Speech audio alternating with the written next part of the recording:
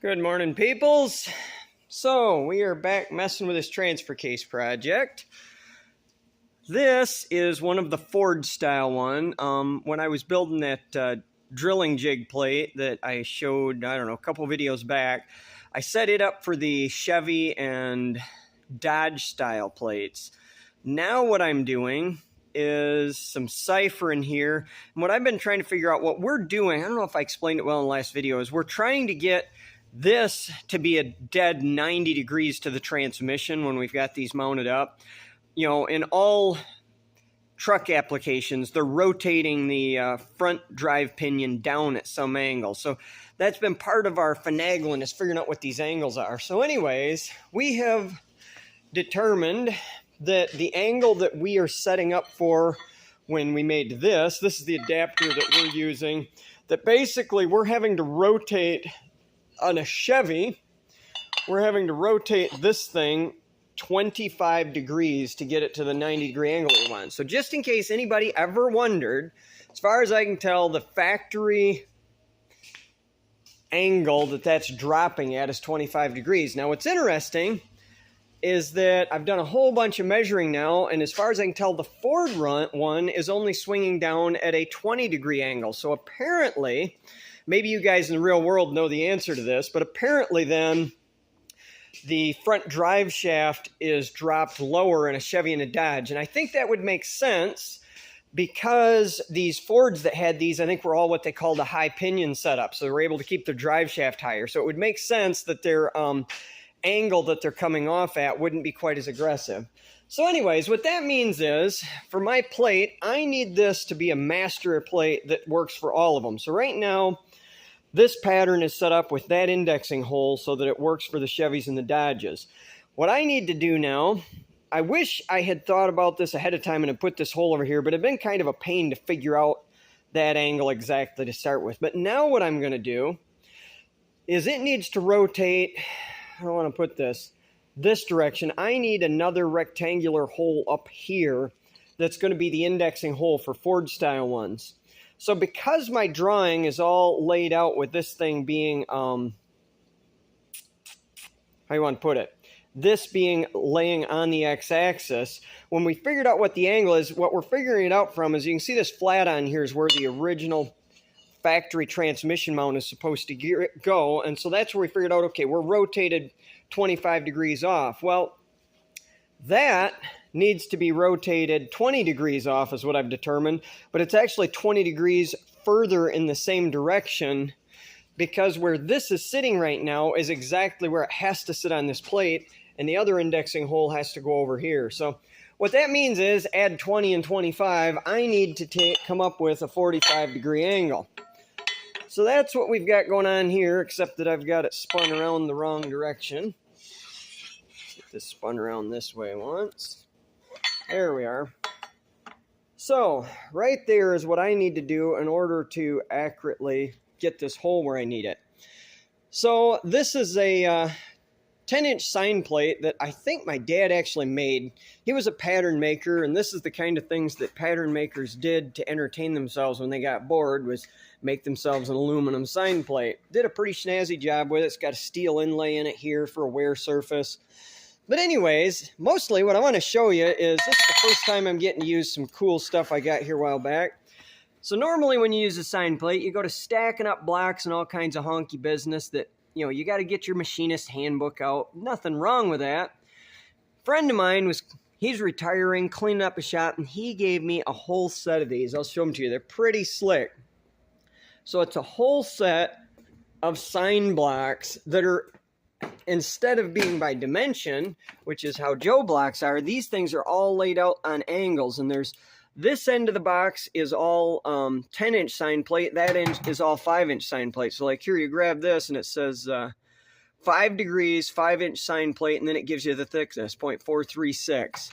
So you can literally come over here like I just did, grab the one that says 45 degrees on it, on a 10-inch sine plate, slap it in here, and you're off and cruising. No playing with your calculator, no screwing around.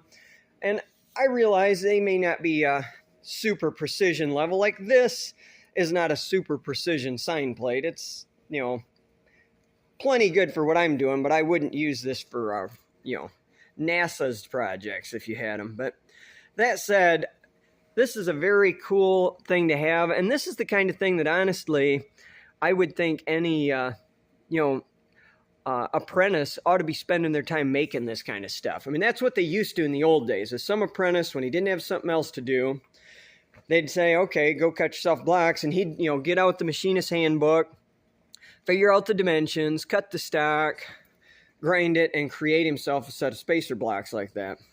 So anyway, we're going to get set up and cut ourselves another hole over here, and then hopefully get on our merry way. All right, so I only left this in there long enough just to get my angle and get it clamped up, because I want to have this pulled as far forward as I can.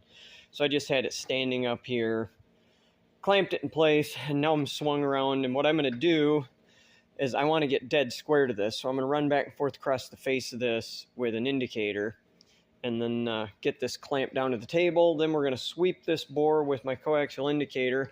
I actually occurred to me that to get setting on, this is the side that I had everything squared to when I machined it, so that side had to be on the sine plate.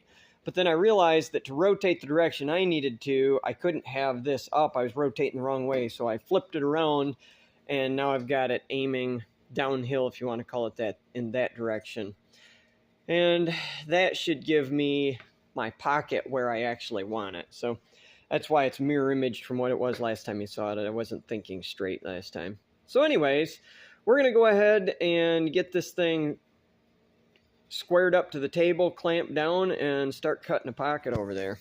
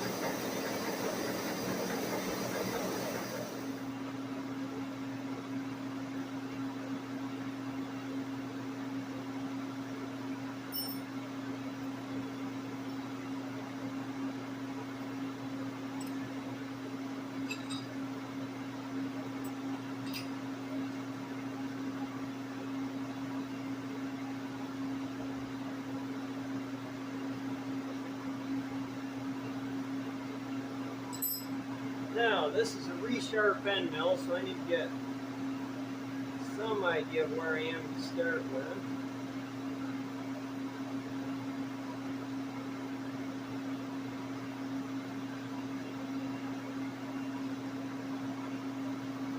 Call it 0.720.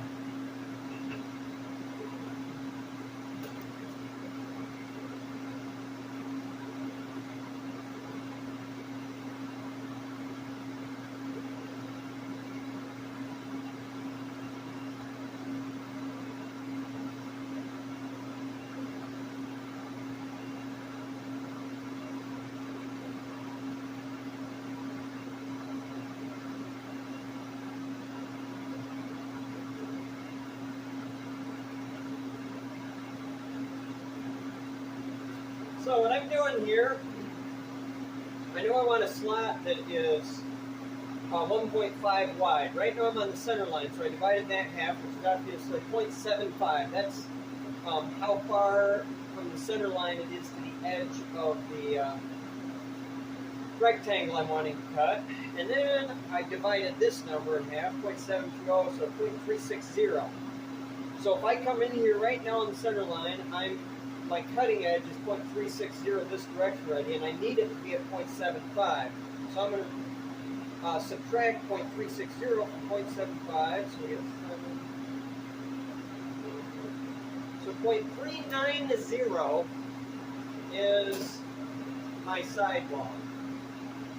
In practice, I'm going to hold back a little bit from that because just measuring this with a caliper isn't that accurate. So we're going to go ahead and come up 0.390 here. 0.380. Hold back 10 pounds.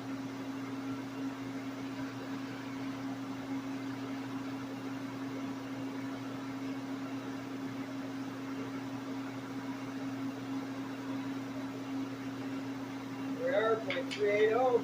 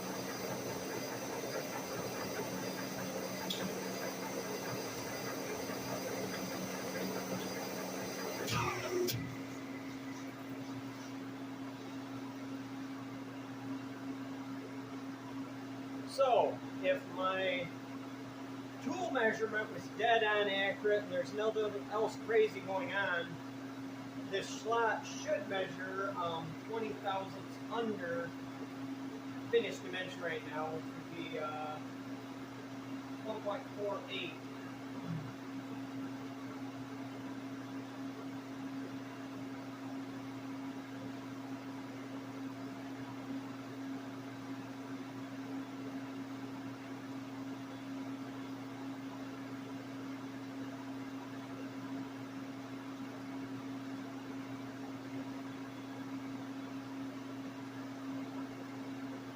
And I'm actually measuring 1.485, so that's why you don't go right to finished dimension.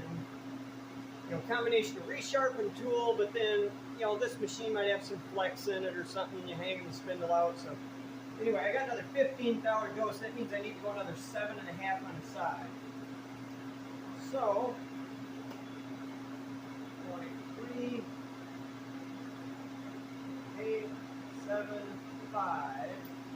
is the number I'm actually headed for now. And my other number that I've decided to go to is 0.425.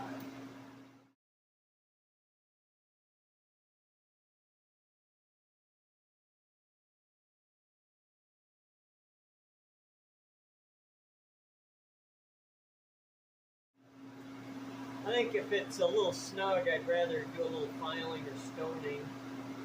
I think we're going to call that good.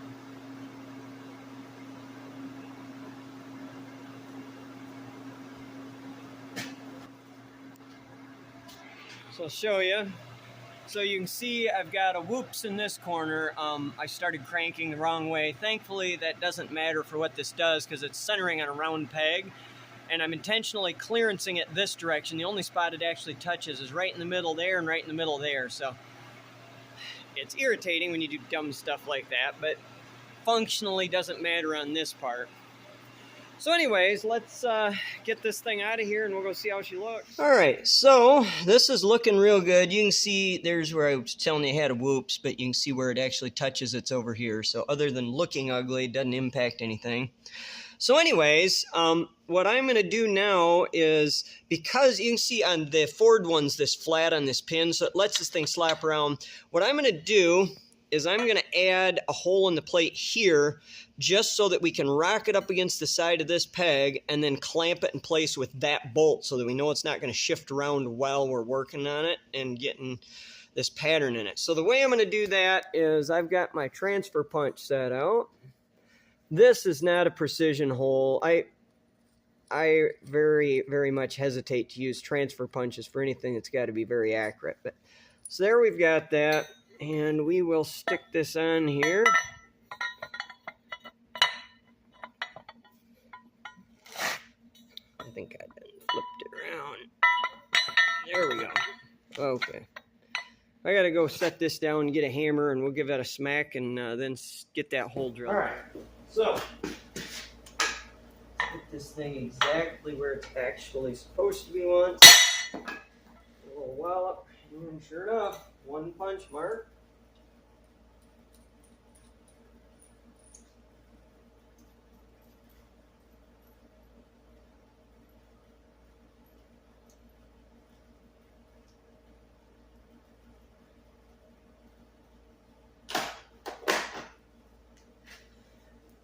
There you have it. There's a punch mark there. So now I'm just going to drill a clearance hole for 3/8 because I actually want it to be able to slap you on there. I want to make sure that I'm able to, slap up against the side of the pin. I guess it'll be on this edge anyways, and know that I'm not getting held up by that bolt. So we'll go drill this for a clearance hole on the drill press, and this tool's probably ready. All right, we're going to give this drilling jig a test run here in a minute. So what I got going on, I don't know if you can see it from your angle, I have taken an old air pressure regulator, I've taken the fill plug out, and I'm putting so little pressure that the gauge can't even register it. But anyways, I set it by putting my thumb over there and feeling, I probably got 5 pounds on there. So the point is, I'm drilling through into this housing, right? And I do not want this thing to put chips inside. I realize some might get in there this way, but it's giving it the best shot possible because it'll be, as I break through, there'll be air pressure trying to blow chips back out. So anyway, let's see how she flies. We got an 1/8" drill, 1/8" drill guide in here. Interesting.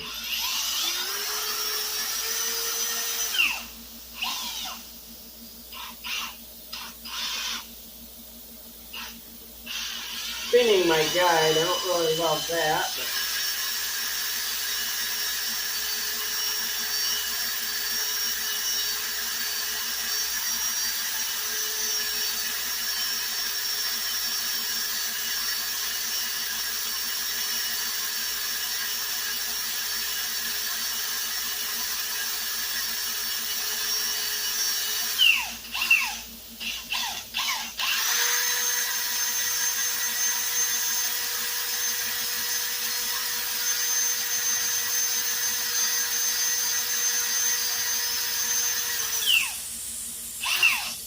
there it came through, got positive air pressure blowing back at me, which is exactly what we want to see. Now I got to pull this out. That's awesome. That's do exactly what we want. Now we got to get in there with a 5/16 drill that.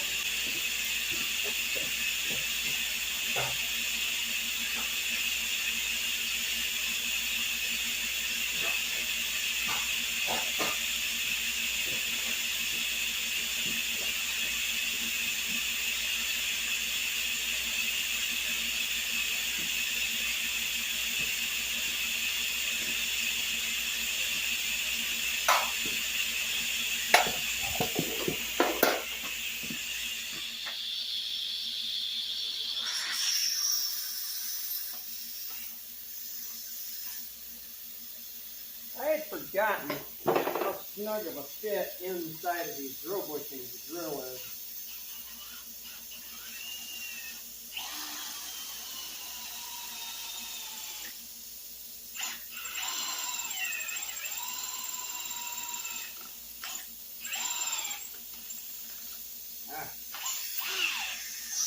Power.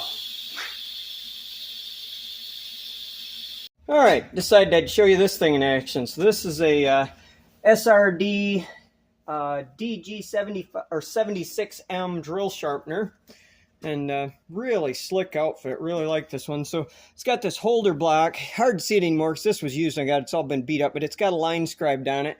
You just put your drill bit in with the flutes square to that. Then I got a crank over here.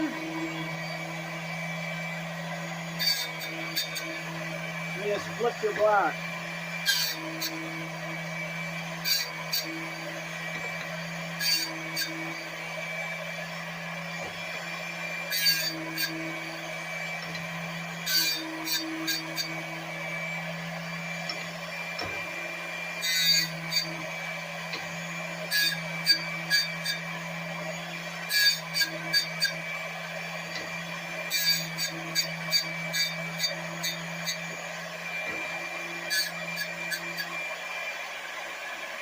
Almost.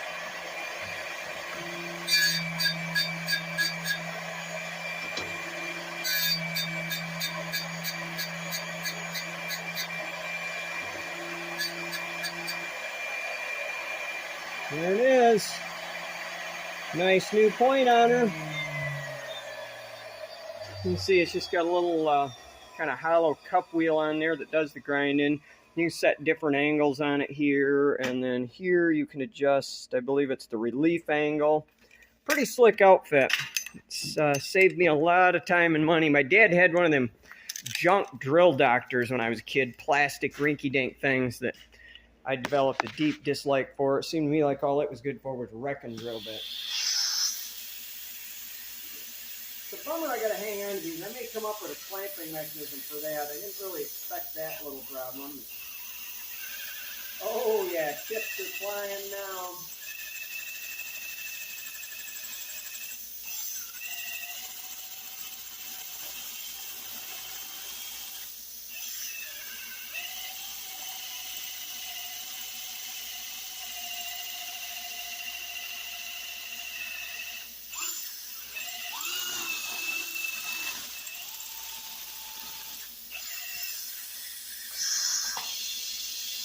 Look in there.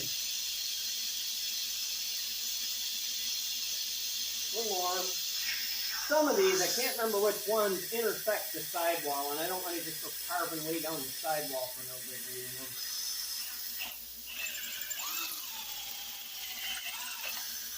There we are. That must be one of them. Felt like the chunk as it broke through, and then it wanted to catch. Yep. That's one of them. Catches the sidewall for sure. Alright, so that worked pretty dumb slick. Now I gotta get my drill bushing back. It's the only part of this whole process I'm not loving. I'm gonna have to figure out some answer to that problem. I don't really want to be fighting these in the drill bushings. I may end up sticking these on the hone and open them up just a little bit, because I don't need quite as precise of alignment as what it's generating. And I definitely don't want them spinning in that hole. Alright, now we're down to the run a tap through the whole part of this project. So let me go find a tap. I say that, and it's ironing your way a little more. This air pressure coming from the inside really helps tapping iron, by the way, because iron naturally has a gnarly tendency to jam up your tap and try to break taps. With this air pressure, it carries all the chips and graphite dust back out of there.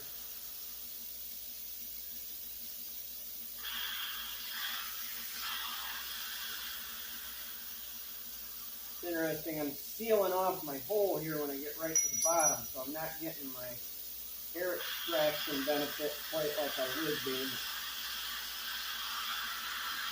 Guess if I'm real worried about that, the thing to do would be to, once I get the tap started, take the guide out, because it really isn't necessary anymore at that point.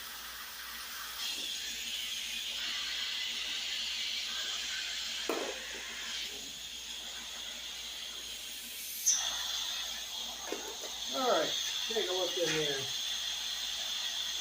That is absolutely beautiful. So, we have now got one hole drilled and tapped in there. I'm only doing one right now because what I want to do now is pull this plate off and verify that that adapter really is in the spot that I want it in. So that's what we're up to here next. We're going to yank the plate, verify location.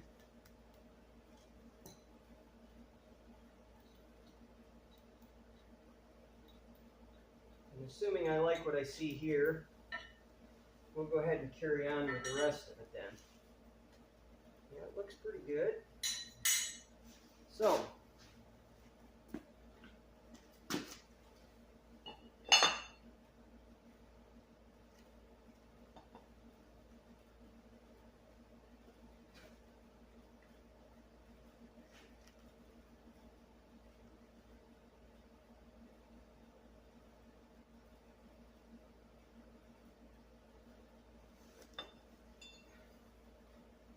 let's lay this on here.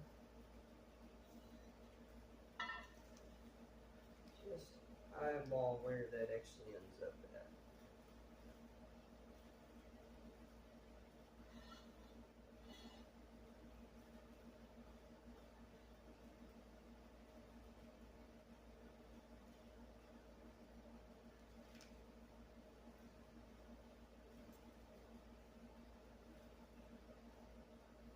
Wanting to see where I need relief from this particular part.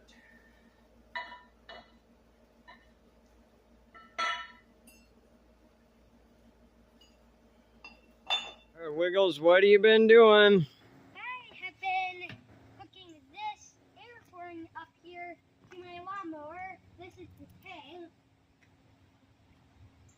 That bungee cord on here. All right, can you show us how it works? Yep.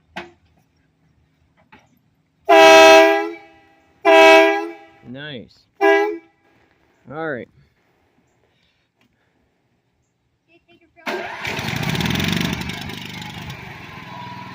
All right, good work, Wiggles.